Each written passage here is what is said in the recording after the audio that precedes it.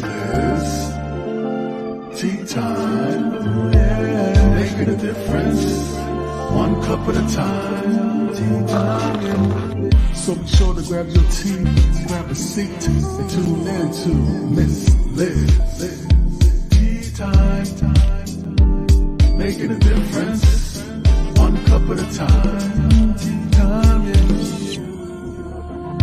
Tea time, time.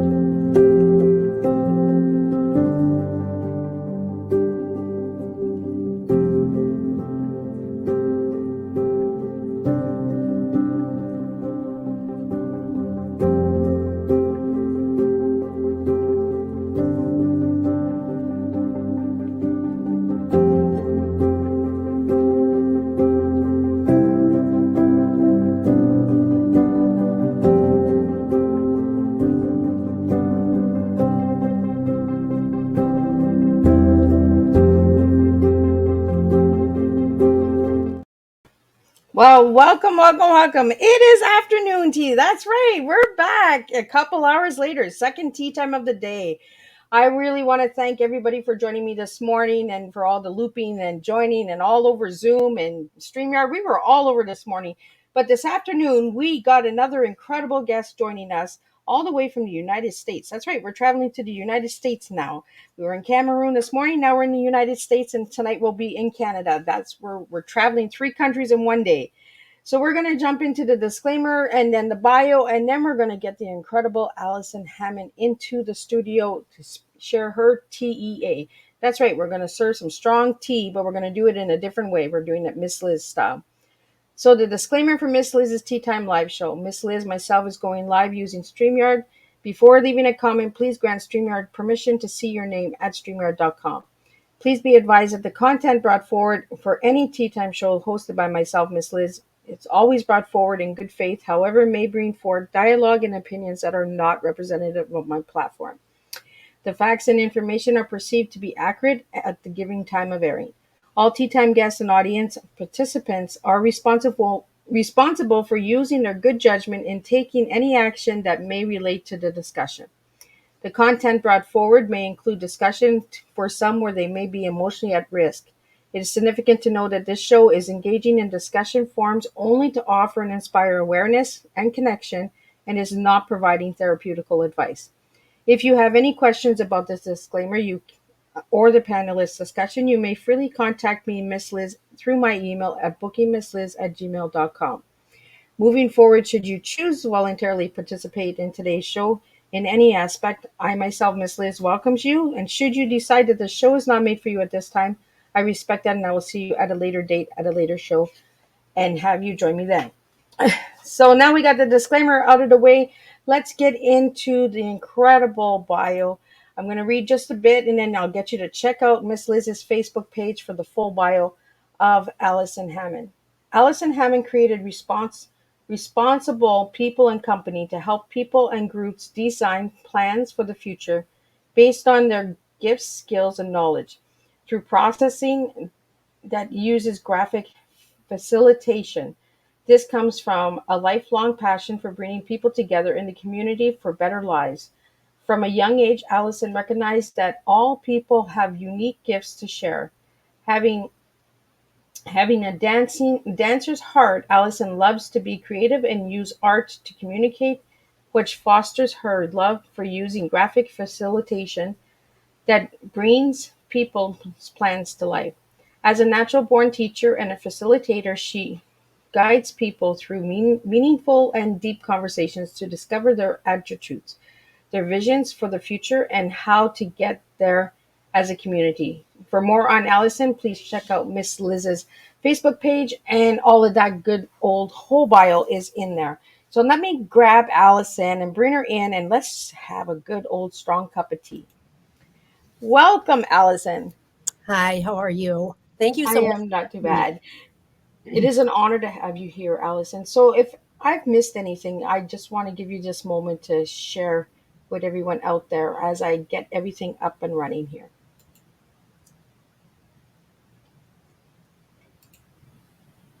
There we go. So if you'd like to share a little bit, Allison, on who you are and how you got into all of. Sure.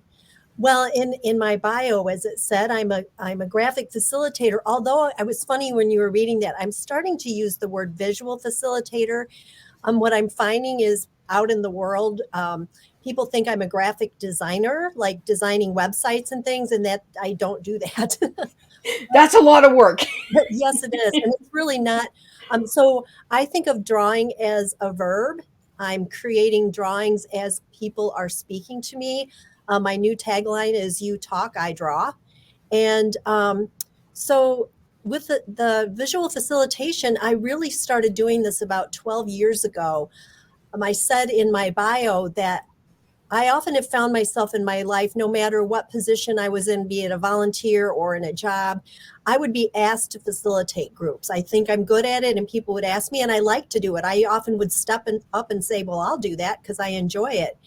And about 12 years ago, I went to Toronto and I was trained to do what's called paths and maps, which are processes to help people that experience disabilities plan for a life in the community and supported by their friends, family, neighbors, and also perhaps some special support service people that like caseworkers or care workers so that they can live the full life that they want in the community without assuming that all they can really do is live in a group home and do Special Olympics, which is a wonderful program. I do say that that's an option, but there's other options for people.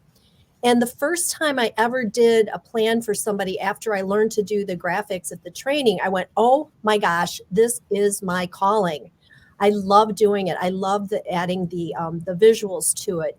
And so yeah, so that's how I got started. I do still work with people that experience disabilities through our mental health system here in the state of Michigan. And I love doing that work, but I found that every time I would do a plan for a person who has a disability, one of their friends or family would say, I need someone to do that for me too. And it was usually a parent getting ready to retire or a family that the mom's getting ready to be an empty nester. What am I going to do with my life? Or a sibling who had just finished college and really wasn't sure what they wanted to do next. So I realized that I could do this kind of planning for other people as well. And then I also know that one of the women, her name's Beth Mount, who is in New York, she also does some of the processes I use, she developed, and she works with corporations. So I knew that these kind of planning processes could work also with groups. So that is part of my goals with this business is to continue working with groups, small businesses. Currently, I'm working with some school districts here in Michigan because it's the visual drawing, it's the facilitation that it really makes a difference. And so I'm sure I'm going to get into that more. So Well, I really like that the art, right? And I like that you're doing the groups because it's more fun when we're drawing. Everyone looks over and says, "Oh, well, you're drawing this. And it opens up the mind of others as well because they might have that block, and if they see something someone else is drawing, well, then that opens up something. Now you have this beautiful image behind you. So is that basically what you do? Is you draw like the yes. little images and then the words and Yeah, so I hope she doesn't mind. This is actually a friend of mine who recently sent me kind of the story of her business, and she asked me if I would put it together into one of my drawings. That's a different request. I'd never been asked to do anything like that. Um, so one of the things that I do, just the basics, is I can come in and do visual note taking. So this was interesting. This woman happens to be in England. So she sent me a little write-up of her story. And I know her, I've worked with her. So I drew this, and actually when I was getting ready to come on today, I thought, oh my goodness, what do I have for a background? Because on the other side of this whiteboard is a bunch of scribbles in the preparation prior to drawing this, my thinking as I was getting ready to draw this, and that wouldn't have made any sense. So just coming into a group and just taking visual notes is like the real basic thing I can do. But I also I've got some specific processes in my toolkit, so to speak, from shorter term, immediate kinds of planning, problem solving, to longer term planning processes for like a year or 3 years. And so but I also at another level is, for example, with this group of school districts I'm working with, they had a specific thing that they needed to plan around, a grant that they had. And so I kind of mushed together some of the things processes I know, and created the planning process that I took them through. And we've kind of, with the follow-up, it's helped me with creating some processes when we do follow-up meetings to check in with how things are going. So I can also do that as well. So do you work like in any schools or any like support groups or anything like that? Or just in Michigan, like just in your community? Or do you travel to do any of this, Allison? Well, I've learned to do all this virtually Okay. because of COVID, but I'm willing to travel. The school districts that I work with, we met in person. They're in Southwest Michigan. There's 8 school districts that are working together on this project. But we did the main planning process all together. And then for the check-ins, we've just been meeting via Zoom.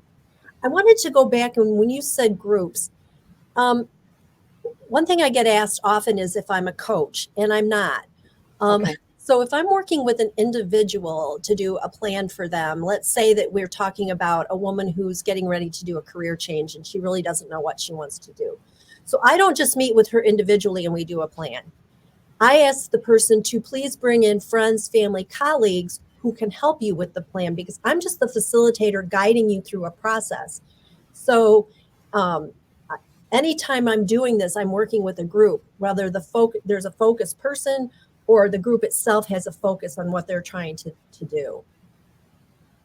So is it almost similar to a vision board?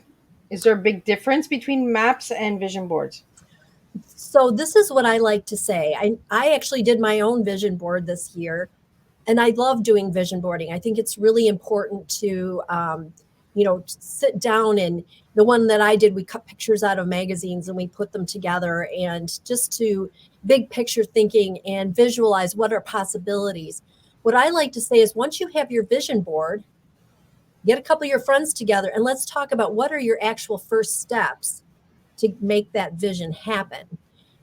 Because oftentimes people will do their vision board. Well, here's my example. I did a vision board a few years ago. I came home, I showed it to my husband and my son, and they were like, that's nice. But what if I had, and I didn't think of this at the time, what if I had said, hey, why don't the 3 of us sit together and we'll facilitate a little path for how I'm going to actually get there? Because while they thought it was really nice and they love me and they know what I'm doing, how can they help me? How can they hold me accountable? And so that's what I see is they go hand in hand, the vision board and doing what I do. And I like that you said the family gets involved, because it could be a family, activity, and we could do these monthly or quarterly and Right. see it. We're really changing.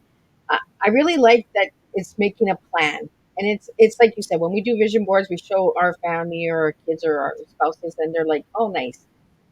So what do you want to do? You want to take a trip? You want to do this? But if we get everyone involved, then it's a plan for the family. Exactly. Right. And working with our friend Jackie Zaccoli, she actually has been helping me create some relationships with people that are coaches. So let's say that there's a coach and they're working with somebody who is really struggling with trying to think of some kind of a mindset thing. They've got some blocks. They're really having a hard time. Let's say even just coming out of the pandemic, because they've been at home and not doing anything. And now they're ready to get out in the world. And maybe they were home with kids. And so they work with a coach and they get through what all this stuff that's going on in their mind, and their mindset is changing. And now what? So now their minds are open to all kinds of possibilities and they can feel overwhelmed. So have me come in and let's do a plan and take what are all your ideas that you have and look at what possibilities there are for what you could actually be doing a year from now. And let's talk about what are your gifts, skills, and knowledge. And and then we're going to figure out what are the next steps you can take in a pretty quick period of time, like within the next month, that's going to actually launch you toward that vision that you had. Because then maybe some of the things you do don't work out, but you learned something and you were in action. Or maybe they do start working out and maybe they even take you to places that you didn't even expect, that are beyond what you even thought you might be able to do. So that would be an example of how I could work with a coach to support people that they're working with. And another example that I like is when a woman is trying to change something about their lifestyle. Maybe it's how they eat, and maybe they're trying to lose weight, or they're trying to get more physically active, and they're working with a health coach. But the rest of the people in their life are not involved in that. And so unknowingly, they can sometimes sabotage the person. I like, let's say I hear this all the time around the holidays. Somebody's really trying to lose weight. They're trying to eat more healthy, but they're the main person that makes all the Christmas goodies. Well, what if you sat down with your family and said, you know what, I'm pre-diabetic and I don't want to get diabetes and I need to move forward. So maybe this year I'm not going to be the one making all the goodies. Maybe let's make a different plan. Let's create a new tradition. But then you have the support of your family and friends to do that because they really understand what you're trying to achieve. And then they can also hold you accountable. Now, that's not to have them shooting on you, but that they can understand this is why you're making these lifestyle changes, that may be some big changes that do impact the rest of the family. Well, it's a long haul too, right? And it's the open conversation, you know. Mm-hmm. I especially during the pandemic, everyone was locked at home with kids and spouses and stuff. But did they really communicate? At the beginning, they were happy to all have that family time, but then people were complaining, oh, I'm all the time here, like, you know. So I think it's really opening it up and having a deep conversation and saying, look, we all can work together, we all can better each other by understanding each other. And just by looking at the diagram that's in the back, I keep checking out this diagram, and I'm just looking at the images, and it actually shows a flow of growth because of the lines in the picture, the Mm-hmm. arrow of moving upwards, the rotation of, you know, getting into a routine. That's what I see. I don't know this woman's story. I don't but this is what I'm seeing. And a woman, you know, at the bottom, that's wanting to grow, that wants to flourish, that wants a routine in her life. um, you know, that's what I get from the image. And I think when we draw and we write, it's a deeper impact for us as well, because when we're doing vision boards, it's cutting papers out of magazines and that. But when we're actually writing the words and drawing the images ourselves, I think it's more of an impact, right? Mm-hmm. Exactly. So I want to get into. I checked your website out and I did my homework. So you have training. So is there like workshops? Is there like can people contact you and have a virtual Zoom with you? How, Absolutely. how Um, well, yes, there is training. And for example, I was trained by Jack Pierpoint and Linda Kahn in Toronto, who train people specifically in these path and map processes. And there's some, uh, let's say, what's the word I want? There's some hints and tricks about when you're working with people who experience disabilities. For example, maybe they don't communicate as well, either verbally, or maybe there's somebody who's on the autism spectrum who is going to they're going to get up and they're going to walk around the room. I mean, so there's some of that. But then I'm actually right now involved with a course called the Agerbeck Method. A woman named Brandy Agerbeck is in Chicago, and she has a whole course that she does. And it's about visual thinking and drawing as a verb. And so she teaches about doing this kind of facilitation, but she also teaches just anybody who wants to get better at doing visual thinking. Everything from, some of the things she's taught me is like using a stack. These are index cards. And I've Okay. actually been working on some things related to my business as far as like my funnel. And so I'm literally making a card for each step in my funnel. And the thing is that if I put it on index cards, I can stick these up on a board and I can move them around to make it make sense rather than typing into a spreadsheet or using some of the which eventually this I believe will go into a system that's online. So at some point it's going to have to get input into that. But for the time being, before I start going through all the clicking on that button here and there and adding this and all that kind of stuff, it'll be organized by these index cards. So it's more than just the kind of facilitation I do. It's just helping to learn how to use drawing as a verb versus drawing as a product. And that's one of the reasons with like the graphic designers. Graphic designers are doing art and drawing for a product which is like a logo for somebody, or a product that is a campaign for somebody, or a website for somebody. Another product that we think of in art is, the masterpiece that's hanging in an art museum someplace. That's not what I do. My drawing is to make meaning for people and to communicate. And that's why it's usually, stick figures and shapes. And I do use words, but the lines in the drawing and the words together are what make the meaning. So, what age was the youngest that has done this with you, Allison? I actually did some paths with a group of young women here in Kalamazoo. Their program was called Girls of Color. These were middle school age girls, so that means they were like 13, 14 years old. And these girls live in very difficult circumstances. Parents are not at home working. One of them actually used to bring her little brother and sister sometimes to the program because she was the childcare provider. It was really fun to have them do these paths of what they wanted to do through the rest of their high school years, knowing what their dream was for what they wanted to do later in life, be it go to college or go to cosmetic school or whatever it was. And they did them together, and they figured out how they could support each other, because all of my processes in the end, your group of people are also going to be there to support you, hold you accountable, maybe help you with some resources. And so it was fun to watch them hold each other accountable.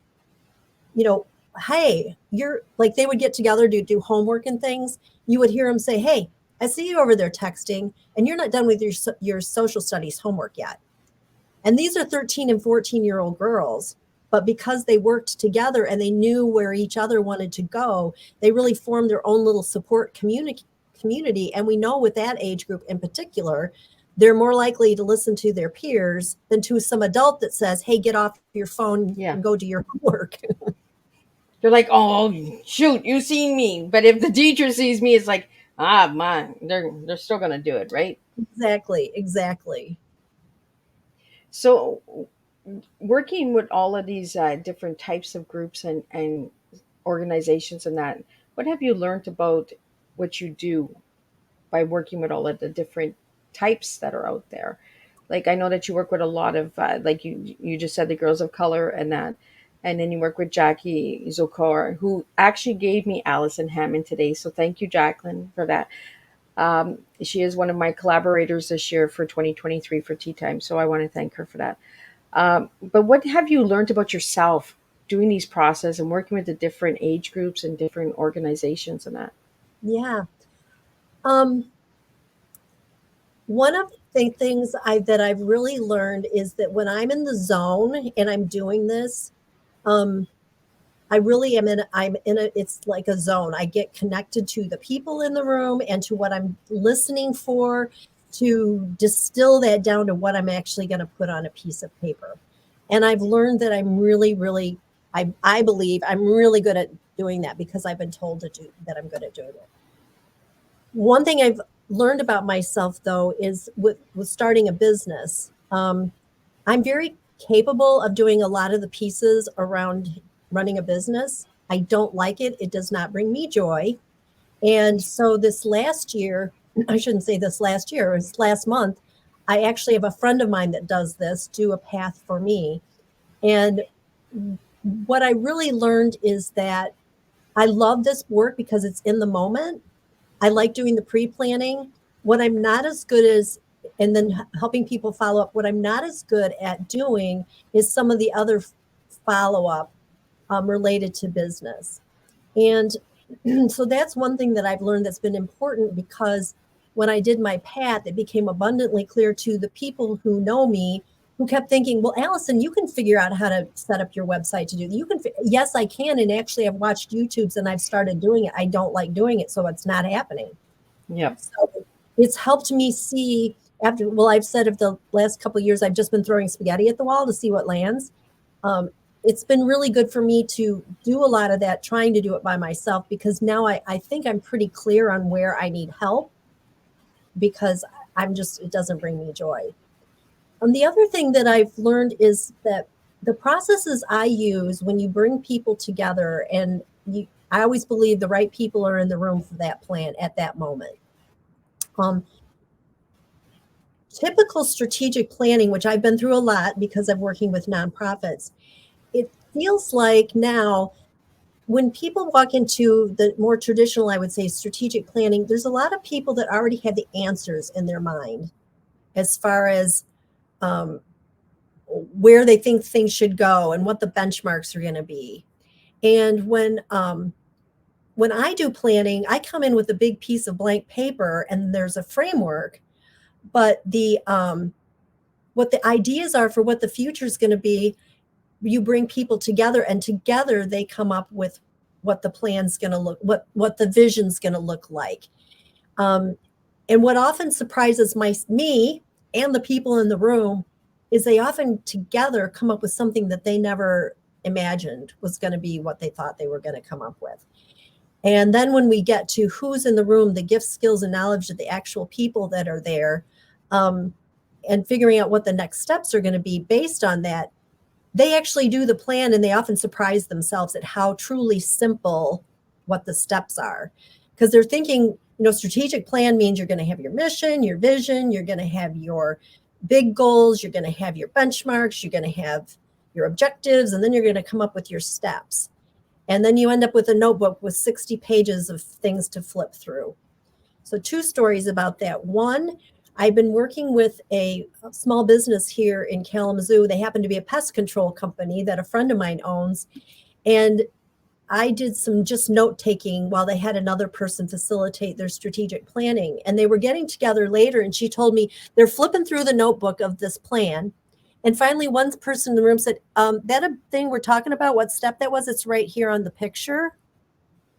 So they didn't need the notes right there. The notebooks. Right, exactly. And then I want to share real quickly a story. I was working with a church group, and they're the communications committee for a large church. And they've got this task list. We need to prioritize what we're going to do first and what things we need to work on first. We've got all these things we want to do. They were idea people, idea. They had a lengthy list because they brainstormed their ideas. And after we went through some things and kind of simplified, are there some patterns to what you want to get done? Are there some chunky things that we can chunk together? They came up with the main step they needed to make was to make sure the online calendar that's available to the public and to the church members is always updated. Because when they do that, that means they're talking to all of the committees of the church. They're making sure events are getting on the calendar. They're able to communicate it through the newsletter and all that, because they've had to gather the information for the calendar. And that was, once they started doing that for 6 months, it solved a lot of the problems they were having with communication. But would anybody have walked into the room and said, yeah, our priority is to make sure the calendar? No, it took them talking through it and talking to each other and looking at various scenarios to come up with what it all kind of, the plan all sort of everything started focusing on, well, if we did that. And that was one person's job, really, to gather all the information and make sure that committee people were reporting. And then, of course, the other volunteers on the committee serve in other committees in the church, so they could also be saying, hey, we got to get that information over here. So that's what I love about, and that's what I've learned is people will come up with what's the best next step for them. I don't need to come in the room with any preconceived ideas. They can figure it out. I just need to provide the framework. So you more or less bring the big white sheet of paper and the markers and all of that, and you're like, create. Let's see where we go, right? Right. And I usually have a framework for what we're going to talk about in the flow. But I'm also open when this throws people off too, because they often want an agenda. And so I do have a lot of people want those agendas. And I do have within the framework, I'll say, yeah, these are the things we're going to do, and we're going to do them in this order. Now, when you've got a big piece of paper and somebody's, already after we've been talking about ideas, maybe somebody has a really good idea for one of the steps we need to take. I can always go to that part of the framework and make a note. This might be an idea. So we capture it. I use a lot of Post-it notes because if the ideas like that come up, well, sometimes I give the group Post-it notes and say, if you've got an idea for one of these, stick it on a Post-it note, stick it up here.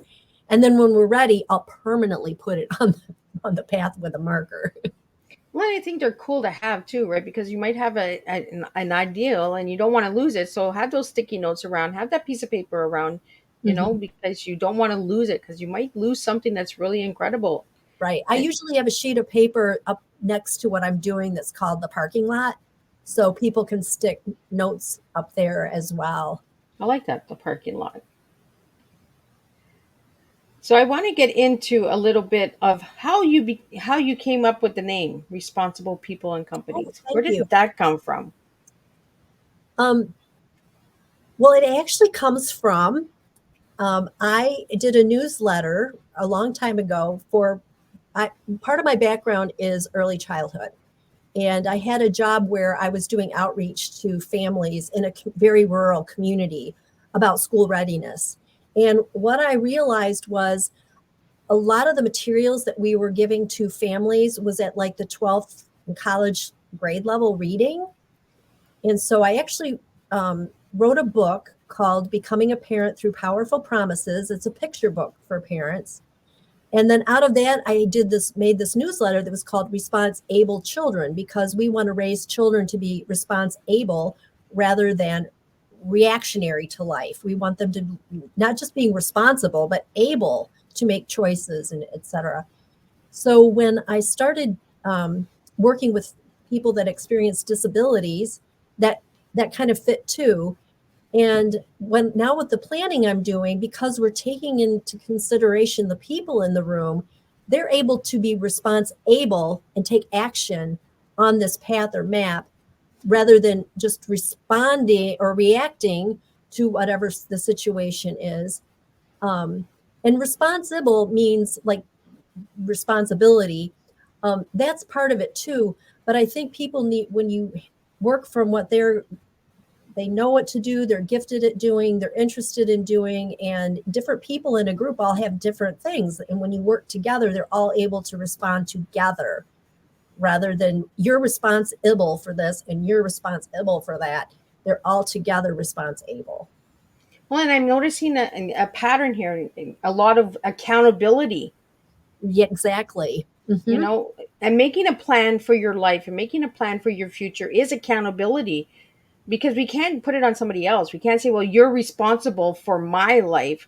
No, we have to be responsible. We have to communicate. We have to understand if we're still on the same pattern here, the same path, or do we go in different directions? And I see that with the responsible, and I always wondered why that responsible, but now I get it, and I get the capital A, accountability of being responsible. Mm-hmm.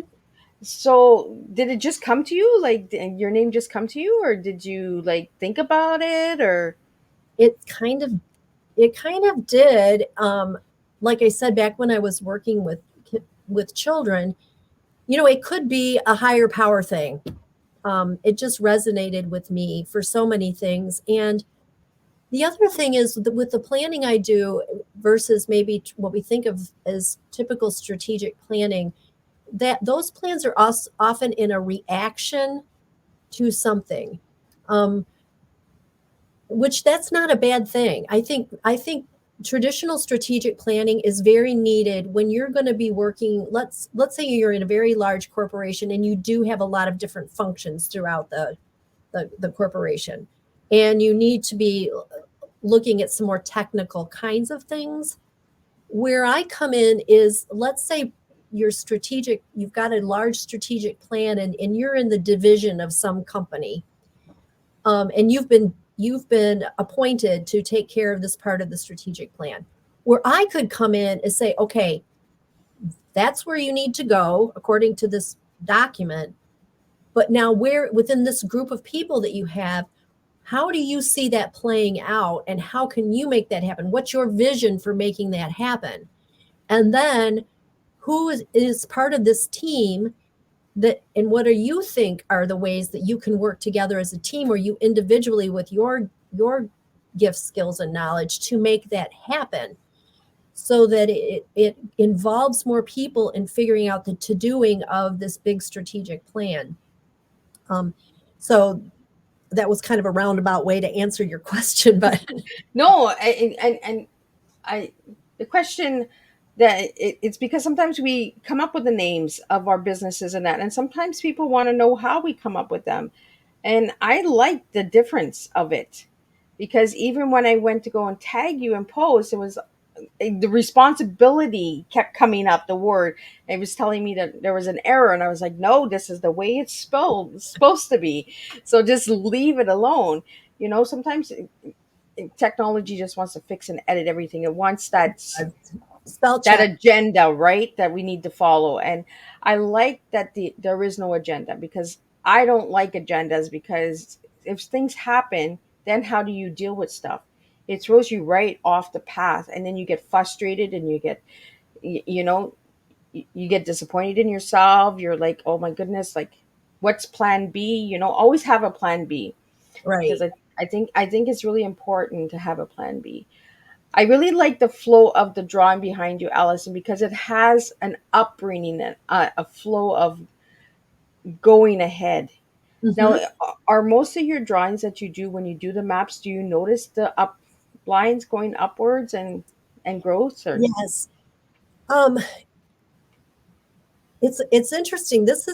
I don't know for other cultures, but at least in the United States, and I believe Western cultures, we tend to read things from left to right. And in general, from a design perspective, um, diagonal lines that go up from the bottom left corner toward the right indicate increase, or things going up, or things growing. I don't know in other cultures if they read the opposite direction. The opposite's true. I don't know. But so most of the things I do, so I'll just share just real briefly. Whoops, I'm pointing the wrong way. So this is actually this woman. It's her business, and down here in this brown part, she told me a little bit about her story of why she started her business. It was kind of a dark point in her life, and then she launched her business, and now this is the way she launches her clients. oh wow, So, but then in a path or a map that I do, a path is always a flow with an arrow ending up going up. A map is something the arrows are pointing straight up. So it is more of an uplifting, and visually, because of the way our culture is and the way things have been portrayed to us, it has meaning of increasing or growth or moving forward, as opposed to a line that goes from the top left to the bottom right corner of a paper means a decrease, or things that are going down. Yeah. I can also so teach. I'm not a visual artist, but I have, I have a dance background. So I do have a design background. So I do know some things about color, about design, about directions, about, like this picture, there's a big blank space here. And my feeling was, oh my gosh, I've left that blank. But on the other hand, no, because it makes the rest of what these going forward arrows stand out more. Where if I'd Yeah. started scribbling a bunch of other excess stuff in here, this is sort of her symbol for her business. It wouldn't. It would start making it all muddy. So this is clear. This is clearer. Well, it would be too full, right? It would be too Right. much.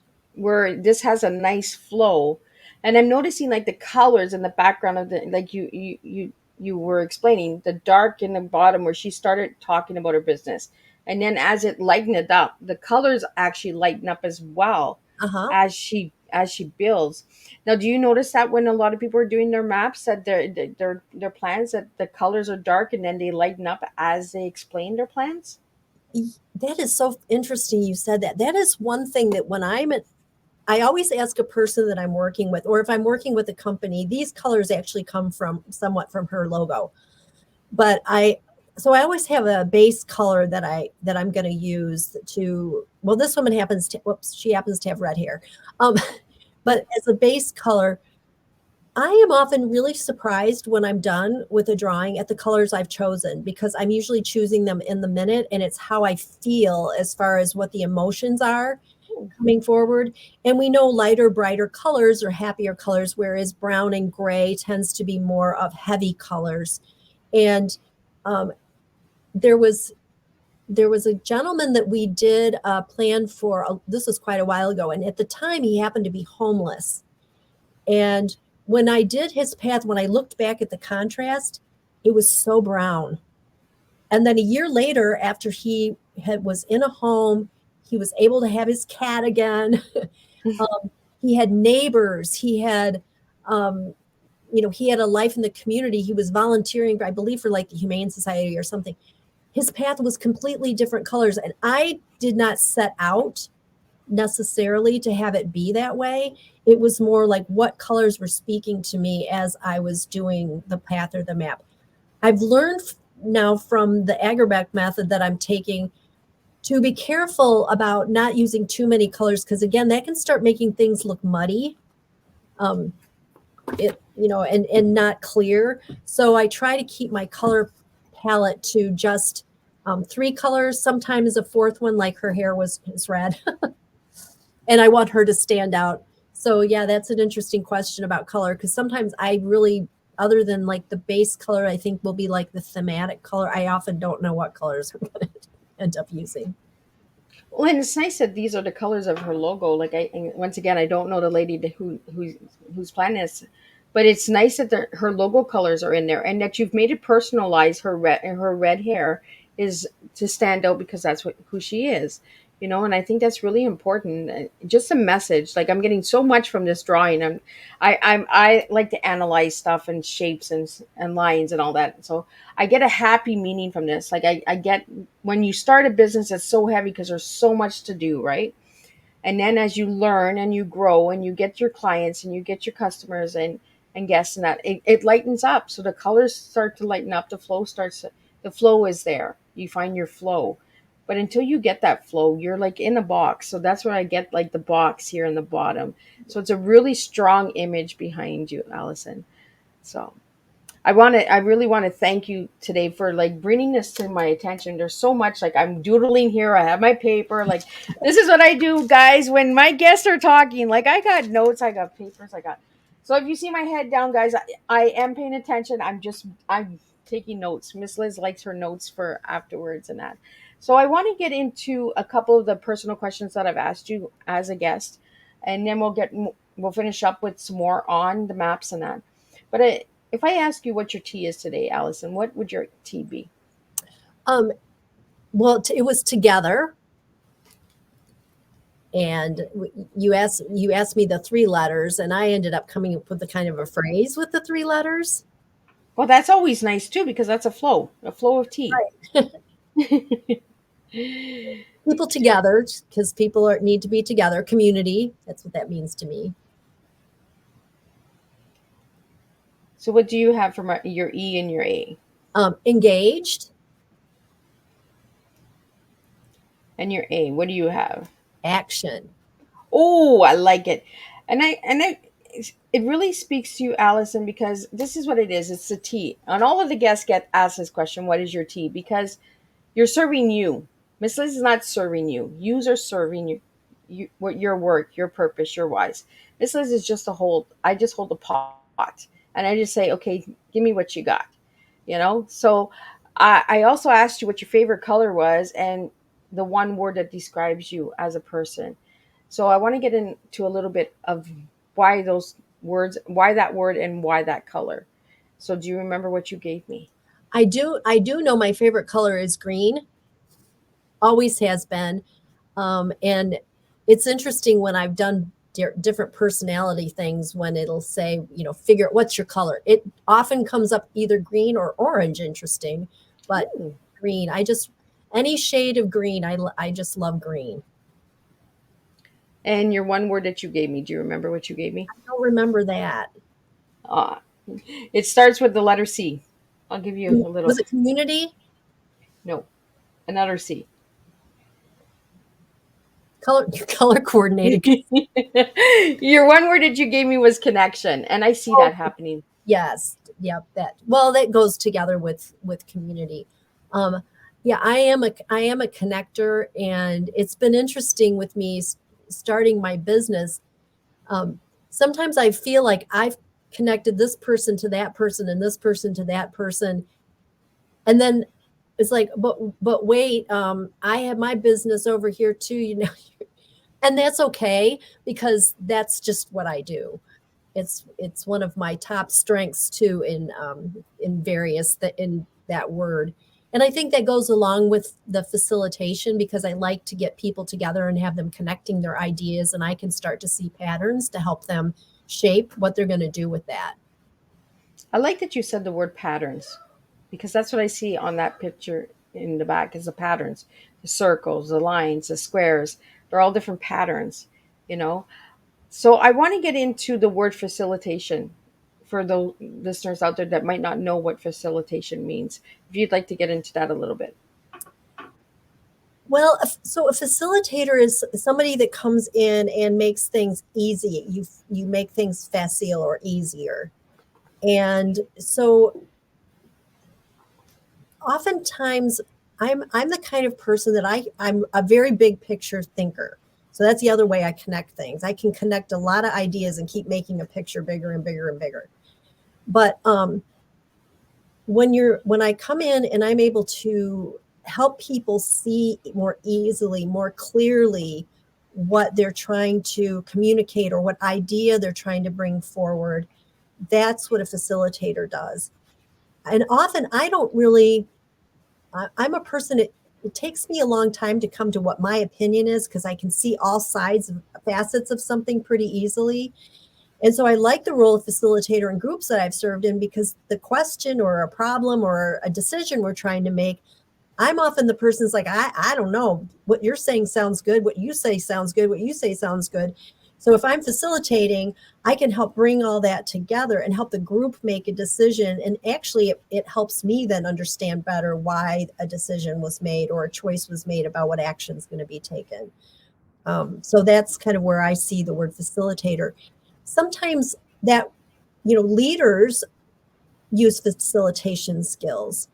Um, I think really good leaders are able to facilitate. They may not do it graphically, but they're able to bring in a lot of information before they make a decision, or they're able to gather information, or they're able to set up conversations so people have opportunities to speak.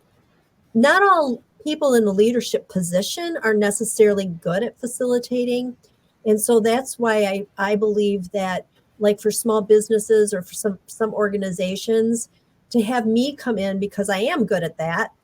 And so the leader can be part of the group and not be the person up in front, not being able to say necessarily what their opinion is about a situation or information that they would like to share, so that they're back to the word agenda. Leaders can be seen sometimes to be driving their own personal agenda, which sometimes they are.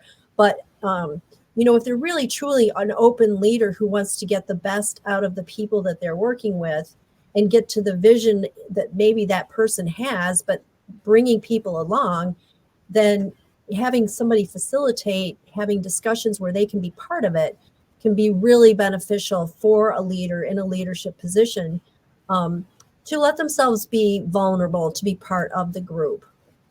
I strongly agree with that. As a leader, sometimes it's nice to take the back seat Hmm. and let somebody else stand, and maybe show you a different direction of your business or your organization or something, because sometimes you're always in the front, so you don't see. Right. So if you give other people the chance to come to the front and share what they're doing, then you learn, you grow as well. And I say this all the time with all of my tea guests: I learn and grow from each and every one of you guys, because you're teaching me different ways of learning. And I like sitting in the back and hearing your story and hearing what you all do. So Allison, I want to, you mentioned a book. I didn't know about the book, so where can people get that book that you mentioned? So that's a good question. The book is available on lulu.com. Okay. The PDF version is available. If people want a printed copy, I have to get those for you, because Lulu changed the whole story. They changed their formatting. So I can have some printed and I can purchase them printed, but people out in the world can only get the PDF version. But it is called Becoming a Parent Through Powerful Promises. And it's a picture book for parents. A friend of mine did the illustrations. I'll have to get you to send me that, like the information in that, because I really want to look into that. So, are these books used in schools? Are they used in organizations, community services? Like, where are these books used? Well, that we wrote, let me see, what was it? 2001. My friend who's the illustrator, we did this book. No, 2008 is when it was published, or we self-published it through Lulu.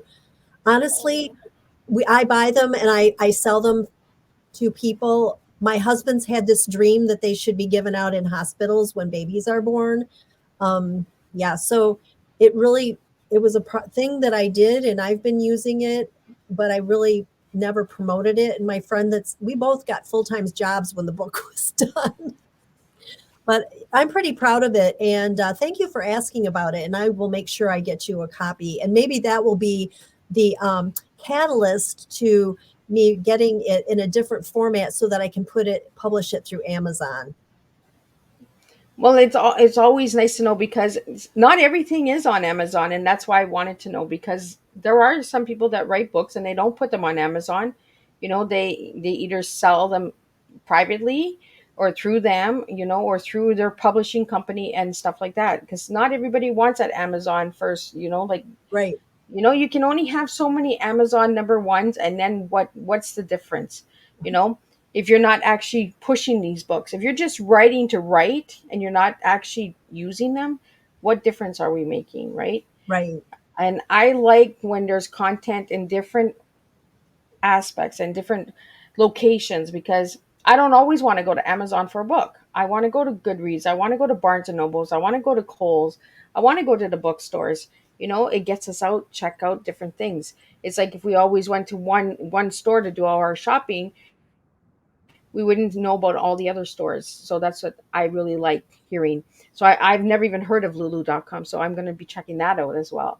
So I did see that you are on Instagram and Facebook, and you have your website. So is there any other place anybody can reach You out know, to you? well, I don't know about reaching out. I have been having so much fun with TikTok. I've been doing these little doodles almost every morning based on some inspirational thing I've heard from one of the morning readings I do.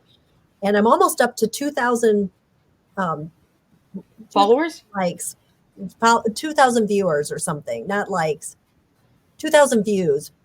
I've got 12 followers. And when I first started with TikTok, there's so many. I don't know if you've tried it. There's too many. Oh, I have. I get stuck on TikTok, so I try to stay away from it, because I get stuck on where they're scooping gems and stones. It's the weirdest thing. Or somebody doodling a picture, and I'll be watching that for Yeah, hours, and then I'm like, oh my goodness, I have to make dinner, or I have to, get that done. Like, I have other things that I got to get done. But I find that when I get on TikTok, I have a hard time getting off of TikTok. So I try to minimize my time on TikTok. those are more. There's a app that I use that's called Procreate to draw on my iPad. And as you're drawing in Procreate, it's creating a little time-lapse video. So I can just download the little time-lapse video that animates what I'm drawing. And so I've been just putting those on TikTok, and it's pretty simple. I don't try to put in all the words and the sparkles and too many choices. Oh, well, I'll have to check out your TikTok. I'll have Yeah. to see what you got. Yeah. Once again, I try to minimize my time on TikTok because I do get lost on TikTok. You can. Yes. Yeah. There's a lot on TikTok. But I find that TikTok has really opened doors for mental health and that. And you said that you work with a disability and that. So how is the stigma with the MAP plans for people with disability? Well, the people that developed maps and paths really were looking at how to have people live a life in the community with supports of just their community. Okay. I don't, well, actually in Canada, some of the people I work with are in British Columbia, and then in Toronto. This is more common in Canada than it is in the United States. In the United States, when a child is diagnosed with a disability, obviously they're going to need what medical support probably, and they're going to need some specialized support related to education. That's all true. We all need doctors and specialized support sometimes. But what happens is in the United States still, people with disabilities really are the most segregated group in the country. And that's across races and sex and identity and all of that. Because we think that we have to have specialists working with them, or they have to go to Special Olympics because that's where those people go. What I've found in my work doing paths and maps and helping people be out in the community where they want to be, often those people, the people that don't have that expertise, are often better able and more open-minded to figure out how to include the person, because they don't have preconceived notions of, oh, well, if you have somebody that's on the autism spectrum, you have to do these things. People in the community, they get to know the person is doing something that they love, and yes, they need some supports and some accommodations, but actually they're quite successful. And so, but there's still the stigma, and it even is hard when, it's scary when you have a child with disabilities who may struggle with decision making, who may be very easily led down a garden path, to have them out in the community independently. So the more that parents are aware that, oh, my son or daughter actually can be in these places and be safe if the other people in the community know them and know, one of my stories is there was a young man, he would go to the library and he could get completely fixated on being on a computer, and it'd be really hard for him to get away. When it was time for him to go home, he'd pitch a fit. Well, finally, what they figured out was other people that are usually there at the library, if they would say, you know what, you only have 5 minutes left, and then when you get up from the computer, I'm going to go show you that there's this new magazine about some topic that you like.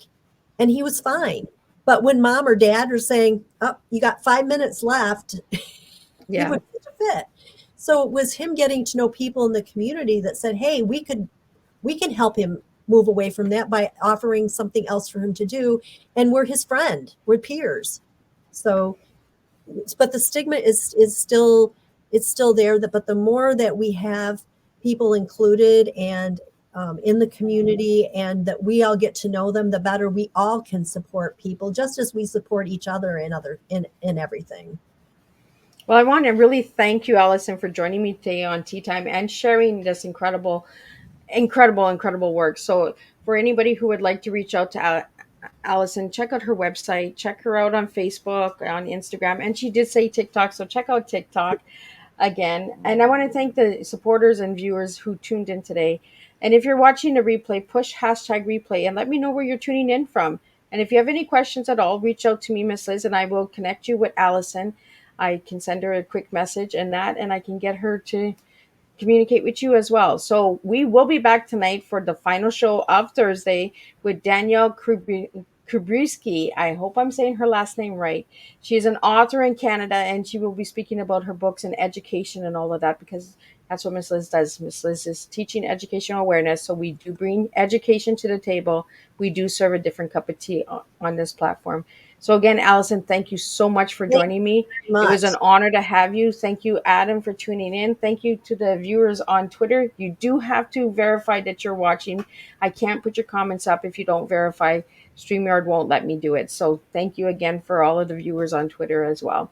I want to thank each and every one of you guys. So check out tonight, 7 p.m. Eastern Standard Time. We have one more show this Thursday, and then we're back next week with 3 more guests from 3 different more countries. So be sure to check that out. And I'll see everyone at 7 p.m. Thank you, Allison.